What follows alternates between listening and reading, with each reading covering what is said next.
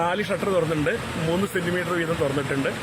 അപ്പോൾ നമ്മുടെ rule curve 112.99 ഈ ഓഗസ്റ്റ് 10 വരെ ഉള്ളത്. അപ്പോൾ 113.04 ആയപ്പോൾ നമ്മളത് തുറന്നതാണ്. ഇപ്പോൾ 3 സെൻറ്റിമീറ്റർ തുറന്നിട്ടുണ്ട്.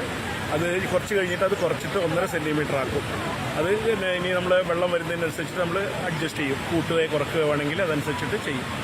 എത്ര നാൾ തുറക്കുമെന്ന് പറയാമോ? ഇത് ശനിയാഴ്ച വൈകുന്നേരം വരെ അറ്റ് പ്രസന്റിലുണ്ട്. പിന്നെ നമ്മുടെ മഴയ്ക്കനുസരിച്ചിട്ട് വെള്ളം കൂടുകയാണെങ്കിൽ അതനുസരിച്ച് തുറക്കും.